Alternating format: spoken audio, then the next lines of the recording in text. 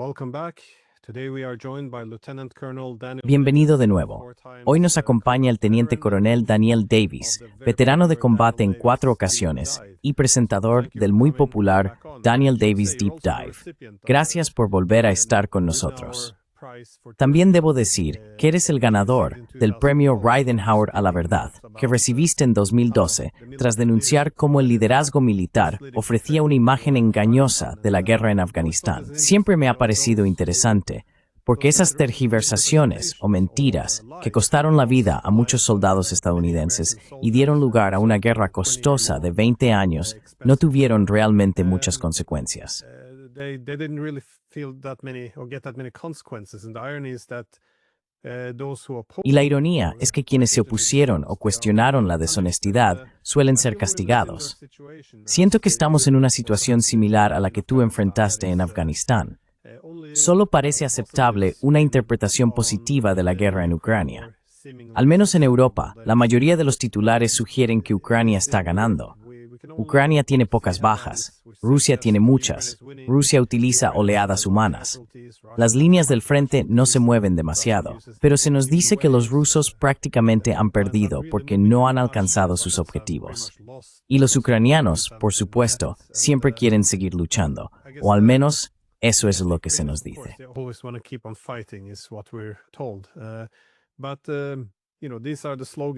Pero ya sabes, estos son los eslóganes a los que todos nuestros políticos, líderes militares y periodistas tienen que suscribirse y repetir para demostrar que son pro-ucranianos.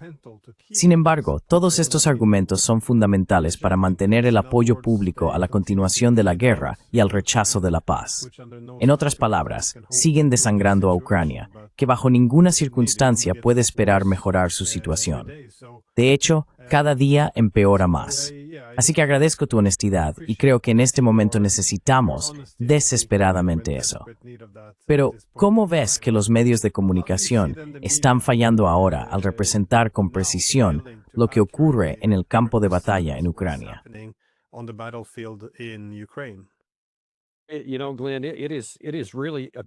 Sabes, Glenn, esto ocurre en todos los ámbitos. No es solo cosa de los medios, también de los líderes en todos los niveles y de esos llamados expertos que aparecen en medios occidentales u otros podcasts para hablar de este tema. Me deja asombrado sentarme y ver la cantidad de cosas que dice la gente.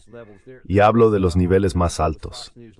Anoche, creo que fue en Fox News, el embajador estadounidense ante la OTAN, Whitaker, salió y dijo, bueno, claro, Rusia está avanzando. Claro, Rusia tiene más tropas que el lado ucraniano y está ganando terreno cada semana.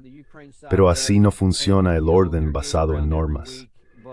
Y luego continuó explicando por qué no debemos darle a Rusia lo que quiere.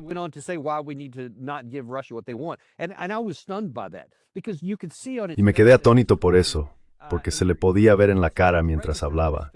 Era como si se diera cuenta de que lo que estaba diciendo contradecía lo que estaba a punto de decir. Que Rusia está ganando en el campo de batalla. Tienen más tropas. Trump anoche en el Air Force One reconoció explícitamente que Ucrania tiene muy pocas tropas, que están muriendo en un número demasiado alto y que Rusia es un país más grande con más población. Así que solo puede ir en una dirección. Lo reconoció. Y sin embargo, al mismo tiempo Stakalas está criticando a Rusia porque increíblemente todavía no reconocen ni aceptan un alto el fuego incondicional.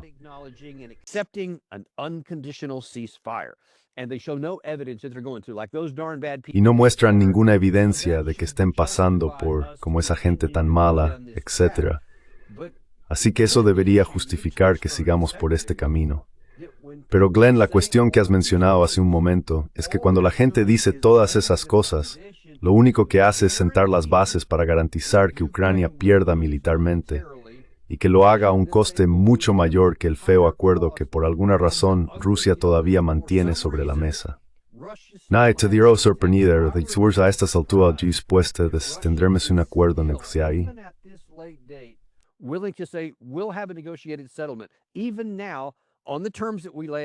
Incluso ahora, en los términos que se establecieron en junio del año pasado, los más recientes a los que siguen refiriéndose, que son draconianos y perjudiciales para Ucrania, pero que aún así implican 4 oblasts, desmilitarización, desnazificación y otras cosas. Sin OTAN, sin OTAN. Y esas son cosas que dicen que ni siquiera contemplarán. Así que puedes aceptar ese acuerdo o puedes aceptar el otro, en el que siguen avanzando, algo que el presidente Trump reconoció que tienen la capacidad de hacer, y que el embajador de Estados Unidos ante la OTAN también reconoce que tienen la capacidad de hacer y lo están haciendo. Y sin embargo, acabo de ver las noticias minutos antes de salir al aire, y eran, creo, alrededor de las 6 de la tarde, hora de Europa del Este.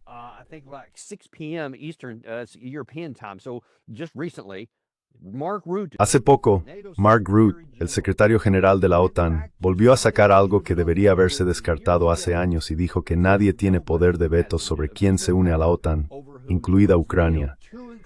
Es como agitar un trapo rojo delante de un toro enfurecido. Los rusos dijeron que ese es el problema que llevó a la guerra en primer lugar, la causa raíz de la que siguen hablando. Si solo se pudiera elegir una, esa era la principal, la OTAN dentro de Ucrania, que fue lo que los llevó a la guerra.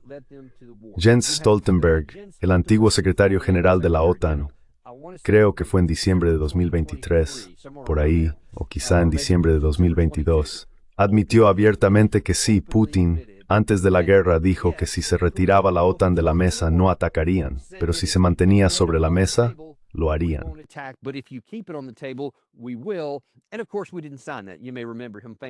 Y por supuesto no firmamos eso. Puede que recuerdes que él lo dijo de forma muy conocida. También fue Stoltenberg, quien creo en diciembre de 2021 o quizá en enero de 2022, es decir, antes de que empezara la guerra, volvió a decir: nadie tiene derecho de veto sobre quién se une a la OTAN. Tomamos nuestras propias decisiones. Y eso es exactamente lo que Rutte ha dicho hoy, este mismo día, sabiendo con certeza cómo reaccionó Rusia la última vez y cómo reaccionará ahora.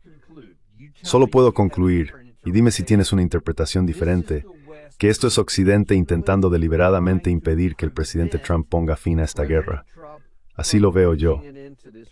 No sé cómo interpretarlo de otro modo cuando se trata de cosas conocidas que son contrarias a Rusia, y ellos tienen el poder de seguir adelante. Occidente quiere la guerra. Quiero decir, no era forma de expresarlo.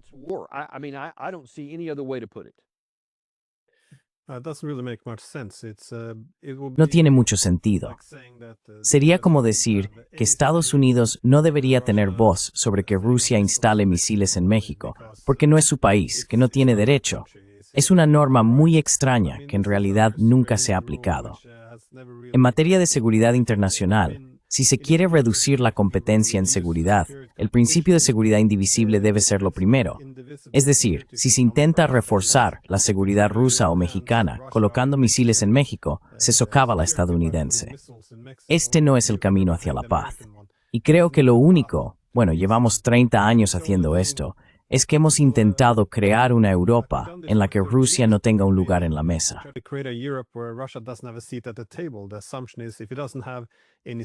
La suposición es que si no tiene voz en las principales instituciones de Europa, es decir, la UE y la OTAN, entonces no tiene voz en los asuntos europeos y simplemente desaparecerá. Pero ese es el problema. Si no se le da una gran potencia, una voz en las instituciones, se afirmará militarmente. Aún así, siguen diciéndolo. Es bastante increíble. Y como ha señalado, tampoco están abordando la raíz del conflicto. Es muy extraño cómo la expansión de la OTAN ni siquiera es un tema. Se trata como si fuera propaganda rusa. Pero ¿cómo se puede entender la propuesta de paz de Trump? Porque parece que Trump está dispuesto a hacer algunas concesiones hacia Ucrania y los europeos. Pero al hacerlo, ¿no se está alejando aún más de cualquier cosa que pudiera resultar aceptable para los rusos?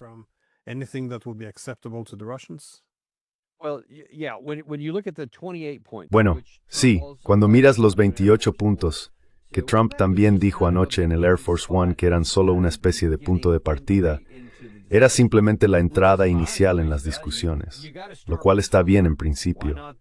Hay que empezar por algún sitio, ¿por qué no ahí? Quiero decir, poner 28 puntos sobre la mesa es una posición diplomáticamente válida, siempre que se entienda que ambas partes van a tener voz en esto, y que todo dependerá de cuántos de esos puntos se muevan en una dirección u otra, según qué parte logre imponer el cumplimiento a la otra. Y eso recae prácticamente al 100%, bueno, quizá no al 100, pero sí al 90% del lado ruso en este caso. Así que, si empiezas con esos 28 puntos y dices, de acuerdo, ¿qué podemos hacer para que las partes lleguen a un acuerdo?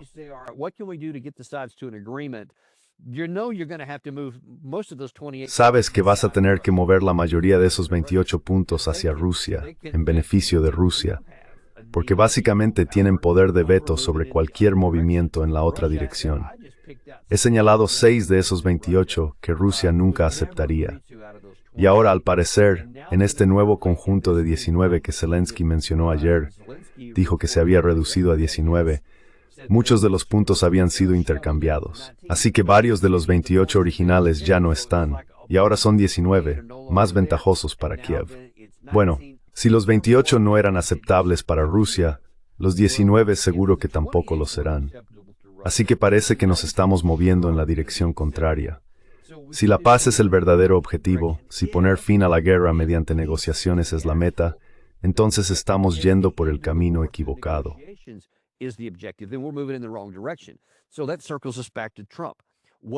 Así que eso nos devuelve a Trump. ¿Qué va a hacer ahora? Parece ser él quien inició este asunto. Es él junto con Witkoff y aparentemente Jared Kushner quien ideó esos 28 puntos. Y luego empezaron esto. Básicamente comenzaron a preparar una vía de negociación con Kirill Dmitriev.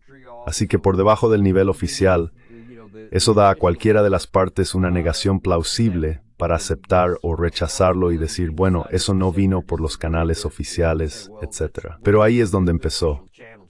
Y de nuevo, eso también está bien. Así es más o menos como ha funcionado la diplomacia en el pasado. Pero el presidente Trump tiene que saber, y lo reconoció anoche, que entiende que militarmente no tiene la capacidad de presión necesaria para imponer el cumplimiento por parte de Rusia.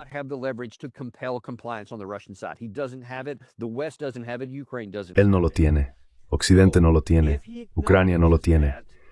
Así que si él reconoce eso, y reconoce que Ucrania está diciendo esto, y que los líderes europeos están diciendo aquello, y que los líderes de la OTAN están diciendo algo, todo ello significando avanzar desde el 19 aún más hacia el lado de Kiev, entonces tiene que tomar una decisión. Yo diría, de acuerdo, vosotros estáis lidiando con un conjunto extraño de realidades que no coinciden con lo que realmente está ocurriendo sobre el terreno. No voy a respaldar un fracaso continuo, un fracaso garantizado, con algo que no puede funcionar. Ofrezco esto. O lo aceptáis o lo resolvéis, porque no voy a ser parte de algo destinado al fracaso. Eso es lo que debería hacer.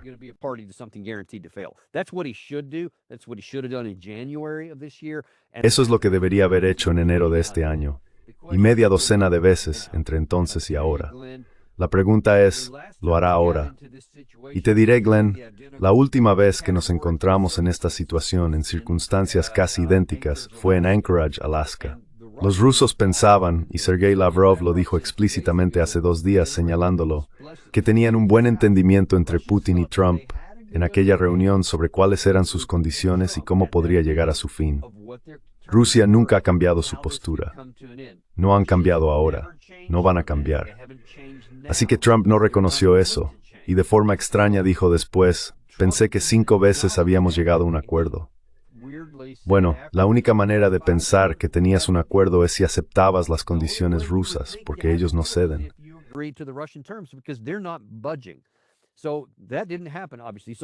Así que eso no ocurrió, obviamente.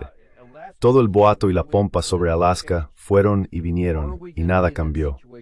¿Vamos a estar en esa situación esta vez? Porque existen las mismas dinámicas. Trump dijo que quiere la paz. Puso algo sobre la mesa. Aparentemente, los rusos han respondido entre bastidores, y es posible que Witkoff vaya a Moscú la próxima semana para hablar con Putin de nuevo. Pero solo repetirá las mismas cosas que le dijo a Trump en agosto. Dirá entonces Trump, de acuerdo, Europa y Ucrania no queréis participar. He hecho todo lo que podía. No puedo impedir que cometáis un suicidio nacional. Adelante. Nosotros no vamos a seguir ese camino. O hará como después de Alaska, encogiéndose de hombros y continuando como si nada hubiera pasado.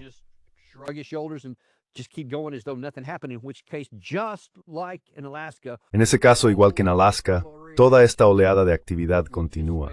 Simplemente se desvanecerá como si nunca hubiera ocurrido, y volveremos exactamente al punto en el que estábamos, digamos en julio del verano pasado, o incluso hace una semana, antes de que todo esto saliera a la superficie.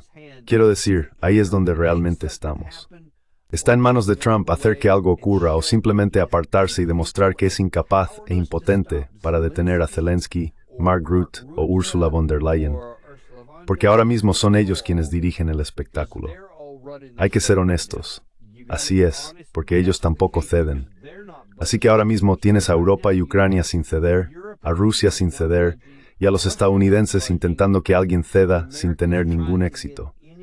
No lo veo de otra manera.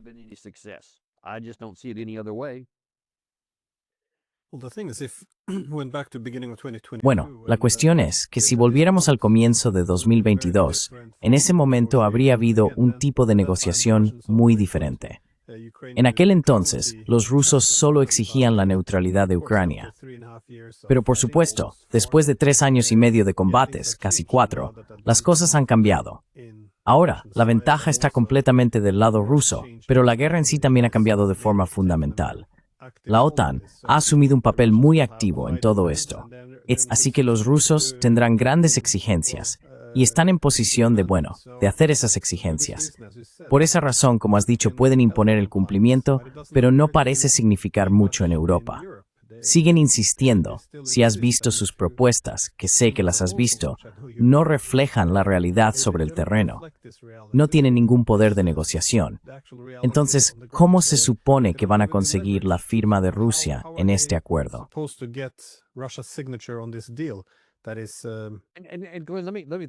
Y Glenn, déjame añadir una cosa más aquí porque creo que es importante.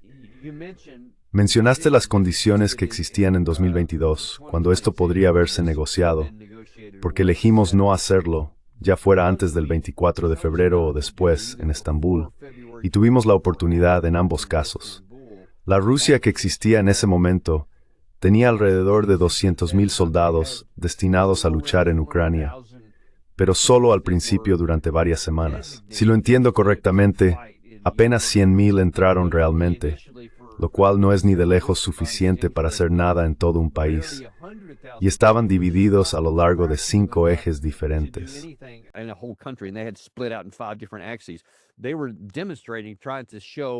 Estaban manifestándose, intentando demostrar, no podéis ganar esta guerra, así que no hay razón para librarla. Esa era la esperanza de los rusos. Fue un error porque solo tenían un plan, no tenían un plan B con recursos, y lo han estado pagando desde entonces. Pero ahora que ya lo han pagado, han construido un ejército mucho más fuerte que el de 2022, y la OTAN está más o menos donde estaba en 2022. Además, los rusos ahora tienen la experiencia, las capacidades, las doctrinas que han aprendido, la forma en que han aprendido a combatir, y los drones, a nivel estratégico, operativo y táctico, junto con todas las variaciones que eso conlleva.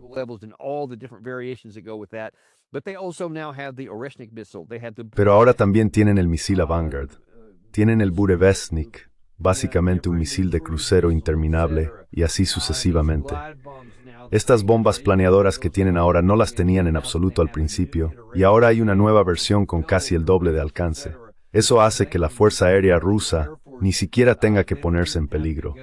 Pueden volar con total impunidad en un espacio aéreo que controlan por completo, y el lado ucraniano está indefenso. Todo ese tigan a favor de Rusia. Su fuerza total es ahora aproximadamente un 50% mayor que antes, alrededor de 1,5 millones en este momento, en comparación con menos de 1 millón al estallar la guerra.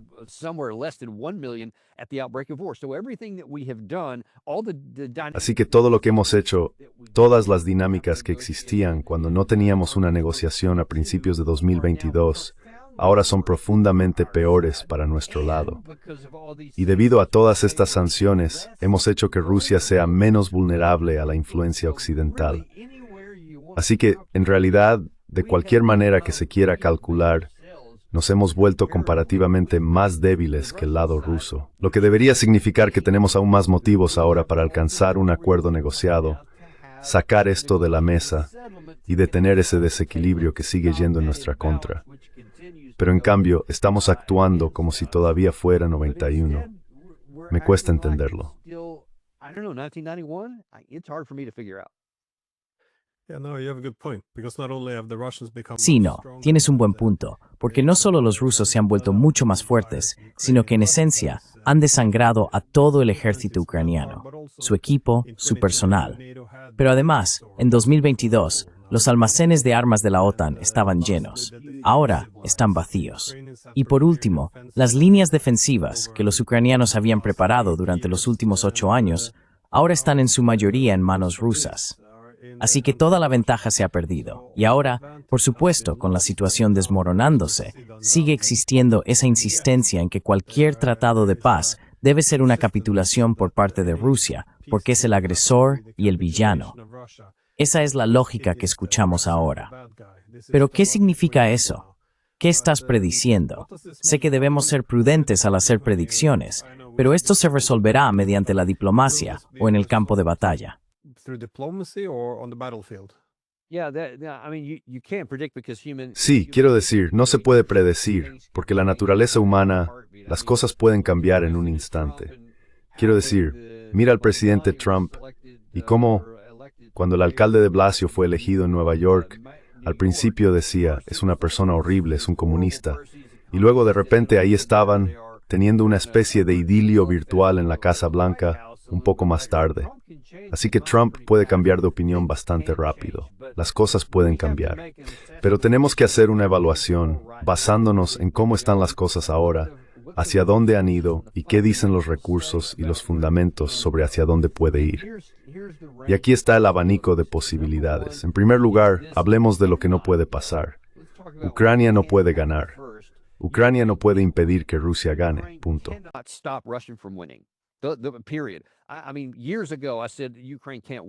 Quiero decir, hace años dije que Ucrania no podía ganar, y luego eso cambió a que ahora Ucrania no puede evitar perder, porque Rusia tiene la capacidad y sin duda la voluntad de continuar. Así que ese es el primer punto. No importa desde dónde se quiera empezar, hay que partir del entendimiento de que Ucrania perderá la guerra a menos que haya un acuerdo negociado. Y me refiero a perderla militarmente. Si no hay negociaciones, no consiguen esto, ni pueden presionar por aquello. Simplemente reciben los términos de rendición o son destruidos. Punto. Es decir, es una victoria militar total. Rusia tiene la capacidad, el tiempo y la paciencia para lograrlo. Ahora bien, en cuanto a dónde estamos, si el presidente Trump se levanta y se arma de valor, como se suele decir, y simplemente dice, de acuerdo, he tomado una decisión, esto es lo que hay, os unís o me marcho.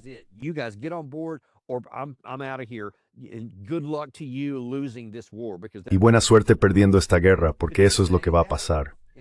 Podría decirlo, y podría ser abierto y honesto al respecto.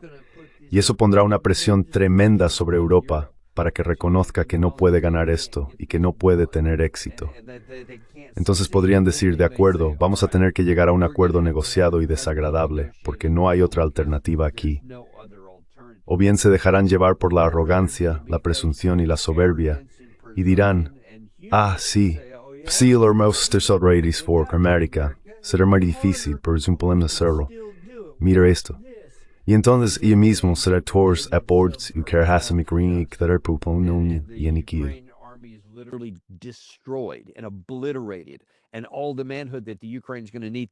Toda la hombría que Ucrania va a necesitar, incluso si solo queda un estado residual que logre sobrevivir más allá de esta guerra, se va a perder. Y ya creo que está en una capacidad de reemplazo de 0,98, cuando se necesita 2,1 solo para mantener la población en el futuro. Ahora mismo están en 0,98. Así que están muriendo como nación a causa de todo esto. Enhorabuena OTAN, enhorabuena Unión Europea, bien hecho por facilitar el suicidio de Ucrania, porque eso es lo que ha sido hasta ahora. Así que esa es la cuestión aquí. ¿Mantendrá Trump una postura firme y exigirá esto, poniendo la responsabilidad en Europa? ¿O hará Trump lo que hizo en Alaska, encogerse de hombros, seguir adelante y no dejar clara su postura?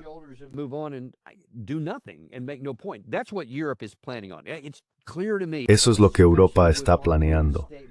Para mí está claro, especialmente con las declaraciones de Mark Rutte hoy, con Ursula von der Leyen, con las declaraciones de Kaja Kallas, y si añadimos a Emmanuel Macron, el día anterior hablaba de que tenemos que tener garantías de seguridad y todo ese tipo de cosas.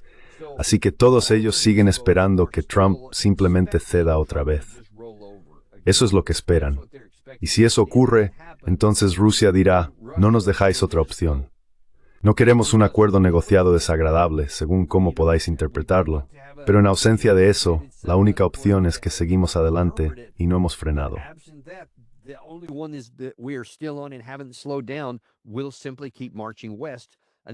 Simplemente seguiremos marchando hacia el oeste hasta que tomemos todo lo que queramos, y luego te diremos cuáles son las condiciones al final, sin que tengas nada que decir.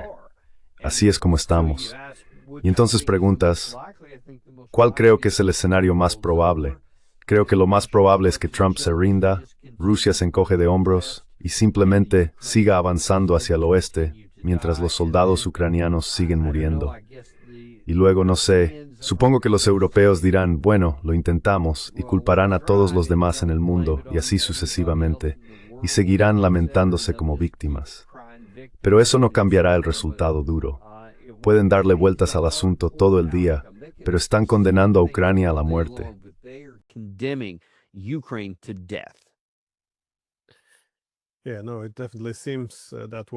Sí, no, definitivamente parece que es así.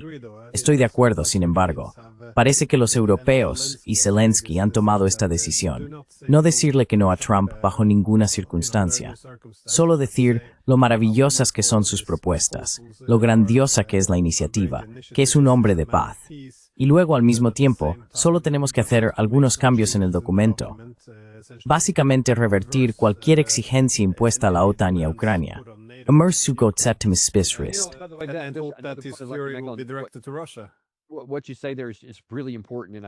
Lo que dices ahí es realmente importante y quiero aprovecharlo. Verás, estos líderes en Europa y Zelensky han aprendido muy bien cómo manejar a Trump. Lo elogian por todos lados, presumen de él por todas esas grandes cosas o lo que sea, mientras que sus acciones lo socavan y lo minan. Siguen avanzando en una dirección que solo puede conducir al sabotaje de estas operaciones y de esta esperanza de paz. Y ya sabes, Trump parece no darse cuenta de ello, o no señalarlo.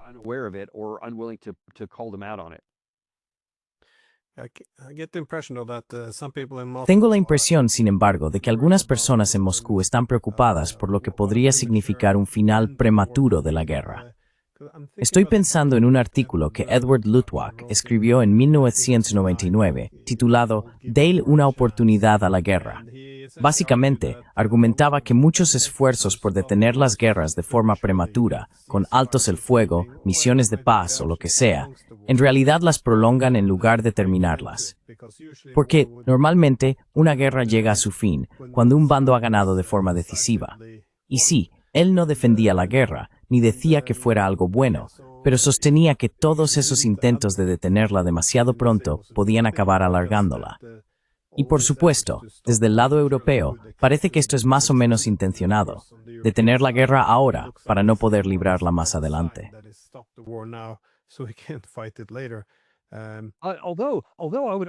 Aunque diría que hay cierta validez en ese concepto, normalmente se aplica al bando que tiene la ventaja. No quieres detener tu guerra demasiado pronto. Así que ese podría ser un mensaje para Rusia. No te detengas antes de haber alcanzado tus objetivos alcanzables. De lo contrario, podrías acabar luchando de nuevo. Sin duda se puede mirar atrás a la Primera y la Segunda Guerra Mundial.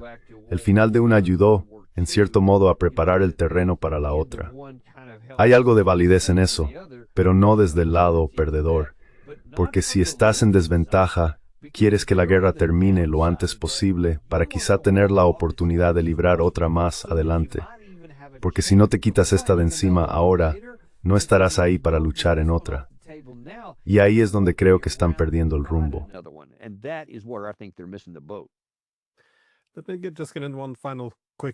Permíteme hacerte una última pregunta rápida. Esta guerra, como has dicho, trata en gran medida de la arquitectura de seguridad europea.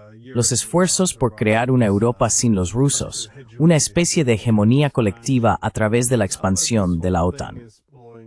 Ahora que todo esto está estallando, ¿Cómo ves la arquitectura de seguridad europea y las consecuencias de la derrota de la OTAN y de Ucrania en esta guerra para Rusia? Ukraine's defeat in this war on Russia. Sabes, esa es una de las tragedias más exasperantes de toda esta guerra, en mi opinión, que podría haber existido una arquitectura de seguridad europea muy eficaz que mantuviera a todos a salvo. Todos en Europa, Europa Occidental, Europa Central, en la frontera con Rusia, Ucrania, Georgia. Todos podrían haberse beneficiado de un marco de seguridad sólido si la seguridad de todos hubiera estado sobre la mesa. Mencionaste al principio de este episodio cómo el lado occidental ni siquiera quería incluir a Rusia en nada. Así que desde el principio construyeron en el sistema una división entre quienes tienen y quienes no tienen, un dentro y un fuera.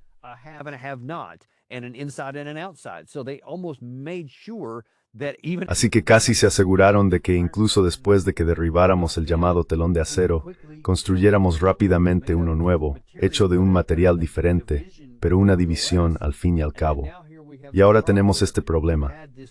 Una Rusia más débil y en decadencia tras el fin de la Unión Soviética, y bueno, podíamos mantenerla abajo.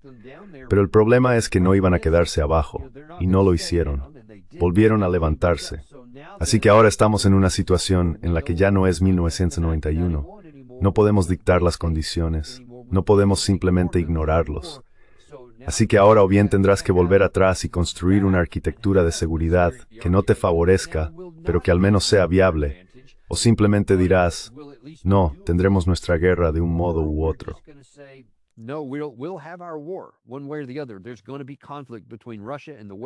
Va a haber un conflicto entre Rusia y Occidente, y ya sabes, es inevitable. Ya ves que muchos países de Occidente ya están hablando de ello, ya se están preparando físicamente para ello. Lo dicen todo el tiempo. Y creo que en este punto también es importante señalar que parte de las fuerzas nefastas en Occidente que quieren esto son aquellas que necesitan un enemigo, y han decidido mantener a Rusia como ese enemigo. No quisieron y trabajaron activamente en contra de una arquitectura de seguridad a nivel europeo. No quieren la paz en todo el continente. Necesitaban un enemigo en el que centrarse para poder desarrollar las bases industriales de defensa, cosa que han logrado con éxito. Y mientras tengas un villano, puedes mantener a todo el mundo motivado para seguir gastando más dinero.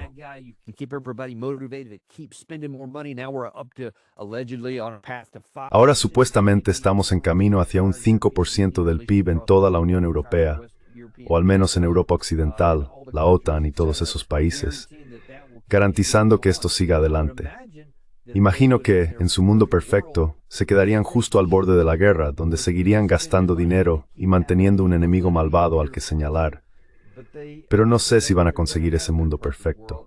Creo que acabarán en una de esas situaciones en las que básicamente tienes aquello que intentabas evitar, una guerra. Y esta vez no será como en la Segunda Guerra Mundial. Creo que podríamos acabar en el bando perdedor. Sí, Dios no lo quiera, se vuelve nuclear, en cuyo caso todos pierden.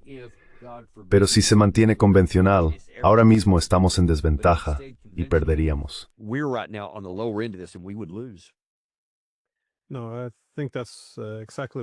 No, creo que eso es exactamente lo que el liderazgo de la U querría ver, es decir, poner la guerra entre Ucrania y Rusia a fuego lento, solo para agotar gradualmente los recursos rusos, mientras en la retaguardia los europeos se fortalecen. En cambio, ocurrió lo contrario. Los ucranianos quedaron exhaustos, las economías europeas se debilitaron, mientras los rusos se hicieron más fuertes. Es una pena que, como dijiste, en los años 90 tuviéramos la opción de desarrollar una arquitectura de seguridad inclusiva basada en la seguridad indivisible, en la que también se tuviera en cuenta la seguridad rusa. Esa ha sido, en cierto modo, la lección de la historia.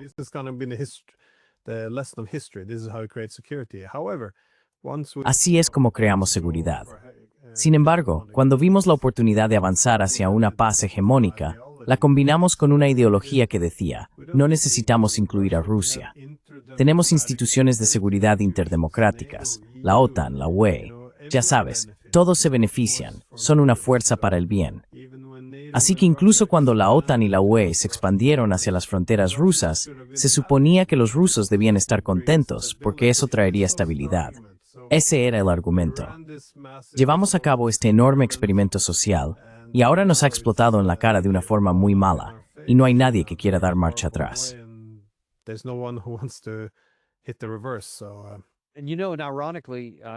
Y sabes, irónicamente, Glenn, si hubiéramos mantenido esa actitud pero sin ampliar físicamente la OTAN, simplemente deteniéndola donde estaba, eso podría haber perdurado.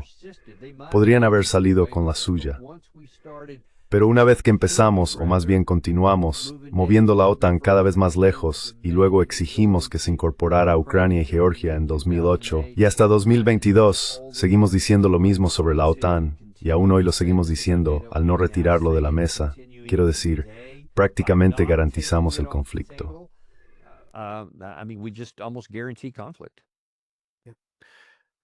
Bueno, muchas gracias por venir y compartir tus ideas. Siempre es un placer, Glenn. Gracias por invitarme.